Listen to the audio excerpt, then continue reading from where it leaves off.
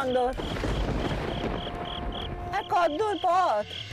জঙ্গল তো আর শেষই হচ্ছে না, কোনো বিপদ আসবে না তো? সর্দার, আমরা কি ঠিক পথে যাচ্ছি? দাসমশাই, আমাদের এখানেই থেমে যাওয়াটা মঙ্গল।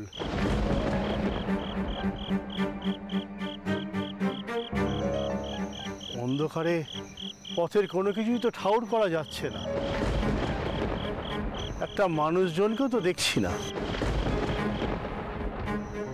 সর্দার, পালকি নামাও, এখানে তাঁবু ফেলো, আর পাইকদেরকে সতর্ক থাকতে বলো। এখানে জন্তু জানোয়ার, ডাকাতের দল, ঠ্যাঙ্গারের দল ওত পেতে থাকতে পারে, খুব সাবধান। আগে ছোট কর্তা, পালকি নামাও, পালকি নামাও, তোমরা সব পালকি নামাও।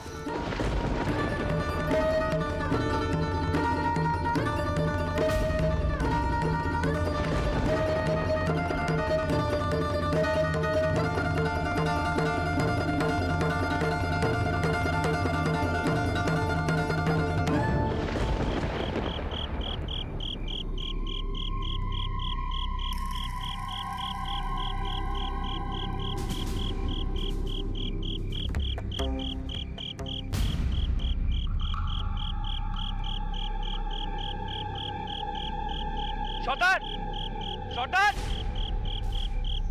ছোট কর্তা, দেখে তো ভাত বলে মনে হচ্ছে, দেখো তো।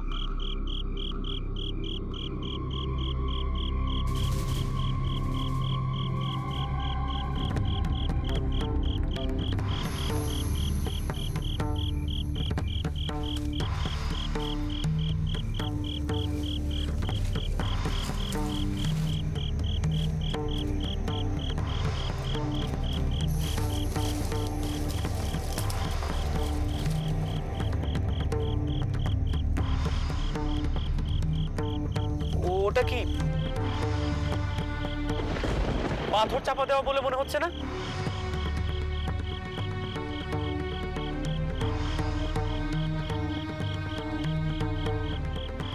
এটা তো একটা সুড়ঙ্গ বলে মনে হচ্ছে।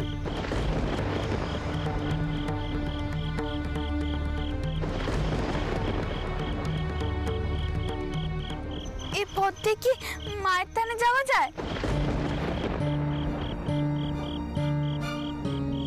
মায়ের থানে যাওয়ার জন্য গোপন পথ কেন বাবা? জানি না মা, কেন এমন সুড়ঙ্গ পথ করা আছে তাও জানি না। সব রহস্য এখনই সমাধান হয়ে যাবে। সর্দার, লাঠিটা দাও। চন্দর, এসবের মধ্যে যাওয়ার দরকারটা কি? ছাড় তো বাপু। ফুল ঠাকুমা, ছাড়তে বললেই তো আর ছাড়া যায় না, কৌতূহলটুকু অন্তত মেটাতে দাও।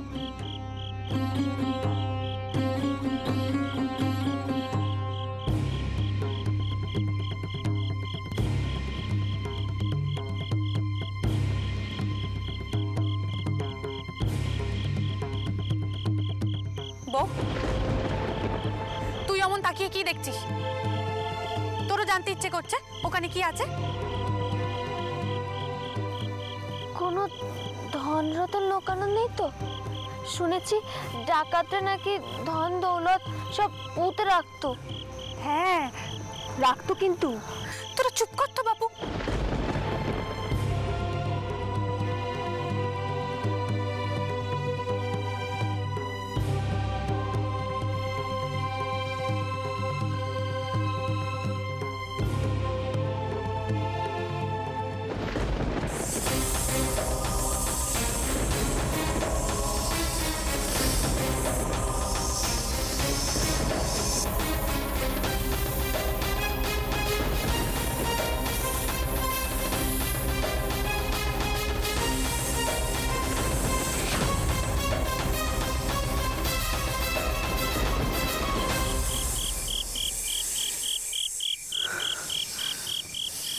বাতাসে দিদি, একটু দুধ নিয়ে এসো তো।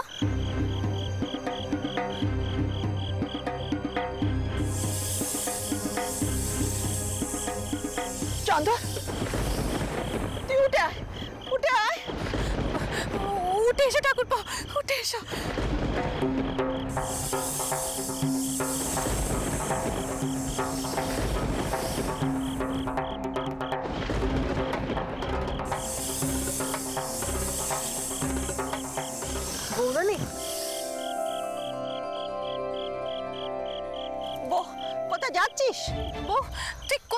শ্বাস নেব।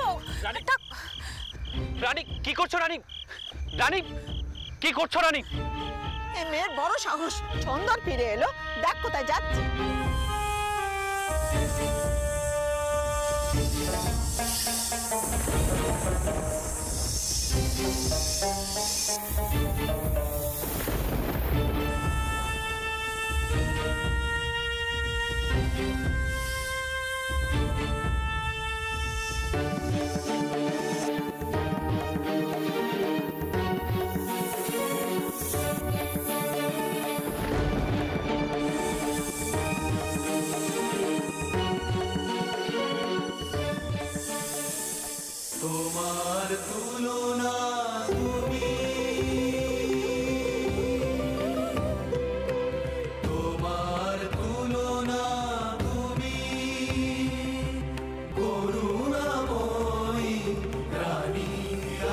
অপরাধ গ্রহণ করো।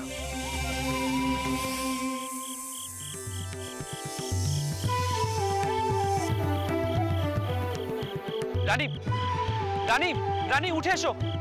রানী রানী রানী উঠে এসো, উঠে এসো, সাবধানে।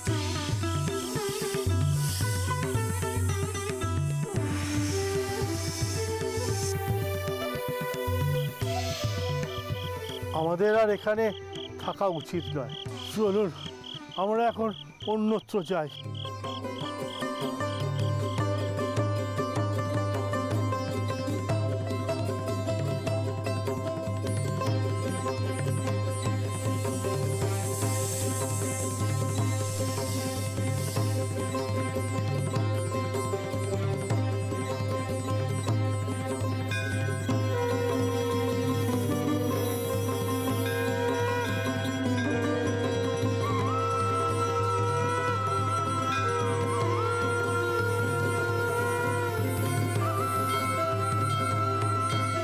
রানী চলো।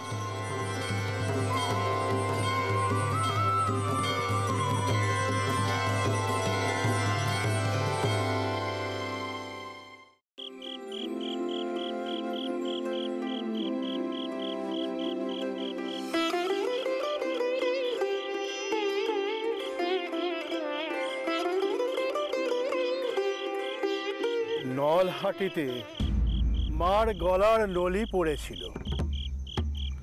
শোনা যায় যে মহামায়ার নাকি দুটি পোষা সাপ ছিল, তাদেরকে অনেকেই দেখেছে।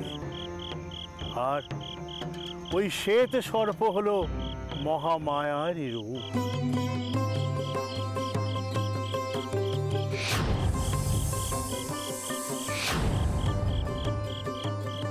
জয় মা। শুনলেন তো আপনি, এত জায়গায় এত কান্ডি ঘটলো, সেই পায়েস ভরা বাটি থেকে শুরু করে সাদা সাপ দেখা পর্যন্ত। এরপরেও কি আপনার মনে হয় এই সবই শুধু পাথরের মূর্তি, এতে ভগবান নেই? রানী আমি তো তোমাকে আগেই বলেছি, দেখো এই এত দূরে এসে আমার একটা কথাই মনে হয়েছে, আমাদের চারপাশে এমন অনেক ঘটনা ঘটে যা যুক্তি দিয়ে বিচার করা যায় না। আগে তোমাদের বিশ্বাসকে অন্ধবিশ্বাস বলে উড়িয়ে দিতাম, এখন তা পারছি না। আমিও ভাবি, জানেন তো, রামমোহন রায়ের মতো এত বড় একজন মানুষ যা বলেছেন তা কি পুরোটাই মিছে কথা? কিন্তু আমি তার উত্তর পাইনি। রানী বহুদিন ধরে পথে পথে ঘুরছি, খুব শীঘ্রই যাত্রা শেষ করে বাড়ি ফিরব। ঘরের বাইরে আমার আর মন টিকছে না। আমারও। কি হলো রানী? দেখি কি হচ্ছে, দেখি। কিচ্ছুটি হয়নি আমার। দেখি না আমি কি হচ্ছে। ঠিক আছে, আমি ঠিক আছে। আমি আরে বাবা, তোমার এই সংস্কার না সত্যি আমার ভালো লাগে। আমি দেখছি কি হচ্ছে। কি করছেন কি আপনি? ছেড়ে বলছি, আমার যে পাপ হচ্ছে। ছাড়ুন, ছাড়ুন আমাকে।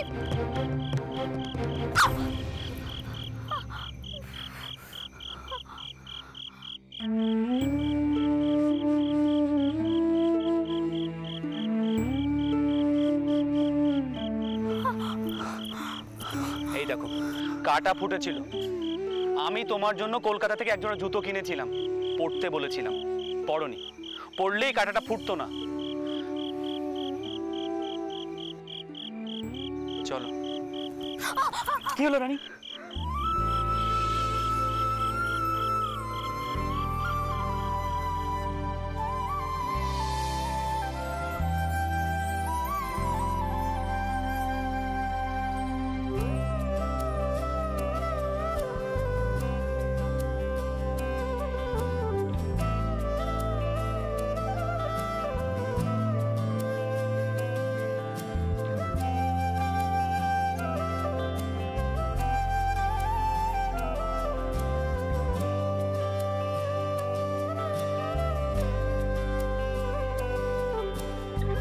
চলো।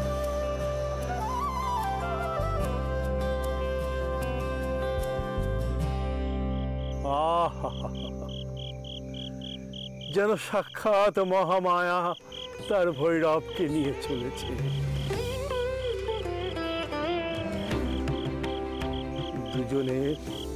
দুজনের প্রতি এই যে টান, তা যেন অটুট থাকে। মা, মা গো, জয় মা।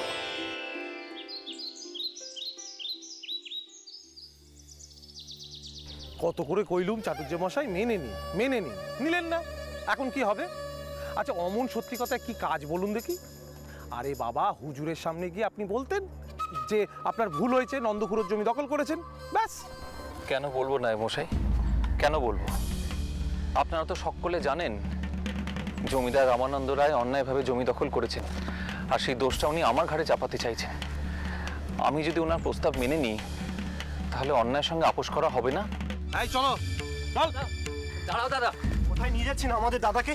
সারা গাঁ জানে যে দাদার মতো সৎ আর ধার্মিক মানুষ গোটা অঞ্চলে নেই। তোমাদের সাহসকে বলিহারি খুঁড়ো, শেষে ঠাকুরের বিরুদ্ধে মিছে সাক্ষী দিলে তোমাদের ধ্বংস হইবে। এই দেখো, হুজুর বিচার করেছেন, তোমরা কে হে বাপু বলার? কলকাতায় নিয়ে যাব অনেকখানি পথ, চলো। দাদা, বৌঠান আসছেন।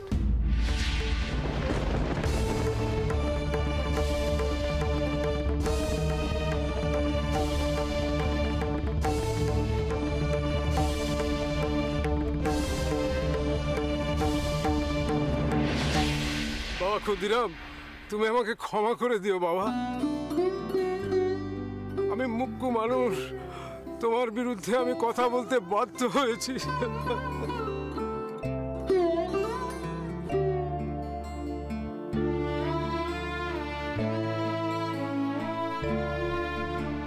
এই খুড়ো, কান্না শুরু করেছো? হ্যাঁ, নিচে কথা কইছো এখন? আমাকে মাফ করে দেবেন নায়েব মশাই, বড় ভুল হয়ে গেছে। এতক্ষণ তো কিচ্ছুটি বলিনি, কিন্তু কচি বেটা আর অমন সাধ্যি স্ত্রী। খুড়ো, আপনি আর কোনো কথাই কইবেন না, আপনার বিপদ হবে। আমার বিশ্বাস রঘুবীর আমার চরম ক্ষতি হতে দেবেন না। মশাই, আপনি একটুখানি অপেক্ষা করুন, আমি একটিবার আমার পরিবারের সঙ্গে দেখা করিনি। নিধি তুই যা, বউটানকে ধরে ধরে নিয়ে আয়। এতখানি পথ এর আগে তো কখনো চলেনি।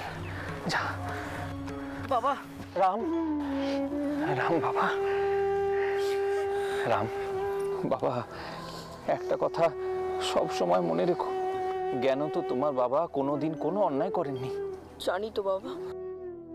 আর বাবা, তোমার মা, তোমার বোন, তাদের দায়িত্ব কিন্তু তোমার বাবা। হ্যাঁ, তাদের দায়িত্ব তোমার, তুমি দেখো তাদের। আমি রঘুবীরকে বলেছি আপনাকে বাঁচানোর জন্য তিনি কাউকে না কাউকে ঠিক পাঠাবে।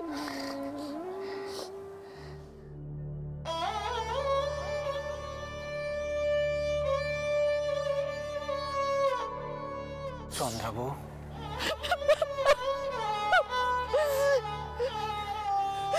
কেন কেন এমন দিন দেখতে হচ্ছে? কেন কইতে পারেন কেন?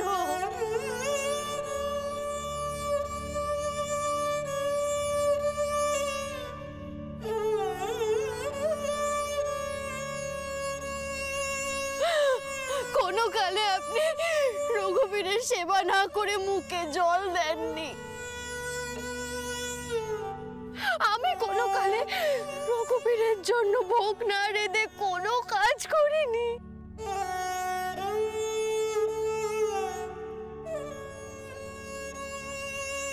তাহলে কেন এমন অবিচার? কেন?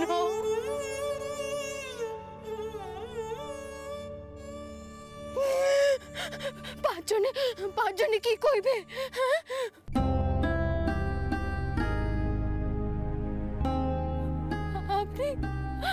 আপনি দিন রাত যাদের হয়ে জমিদারের বিরুদ্ধে কথা কইতেন তারা আপনার এইভাবে বিশ্বাস ভাঙলো।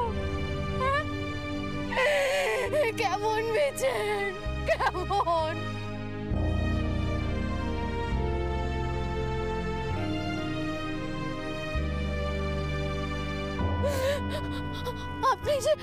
আপনি যে কইতেন রঘুবীর নাকি সব সময় সঠিক পথ দেখান, তাহলে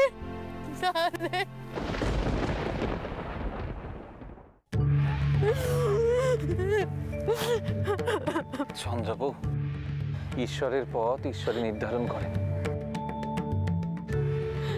তার উদ্দেশ্য নিয়ে কখনো কোনো সন্দেহ প্রকাশ করতে নেই। হয়তোবা দেখো গে, এর পেছনেও নিশ্চয়ই কোনো উদ্দেশ্য আছে।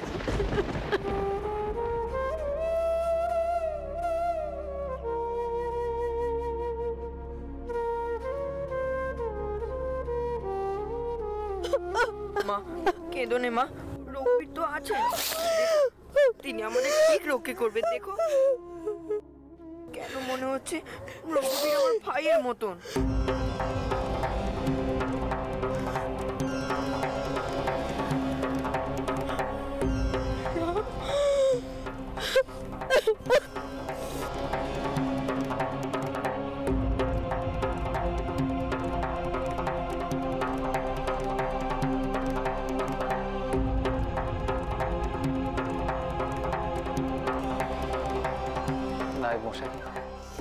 চলুন এবার রওনা হওয়া যাক, দেখাই যাক কপালে কি আছে। যদি কারাবাস থাকে তাহলে তাই হবে। সবই তো রঘুবীরের ইচ্ছে, সবই রঘুবীরের ইচ্ছে।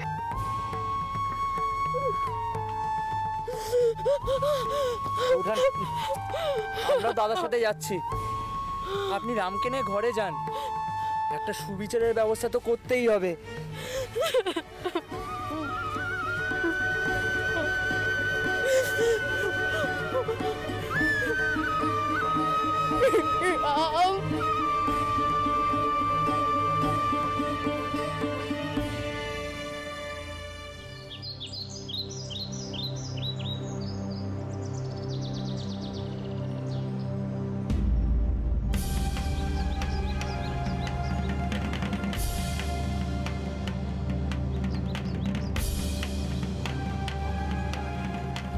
সর্দার, এগিয়ে দেখো তো ওনারা কারা।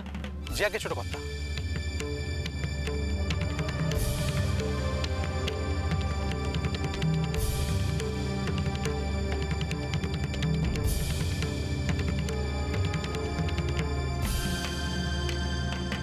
কে এই ব্রাহ্মণ? এমন উজ্জ্বল দীপ্ত চেহারা, তাকে বন্দি করে নিয়ে যাওয়া হচ্ছে।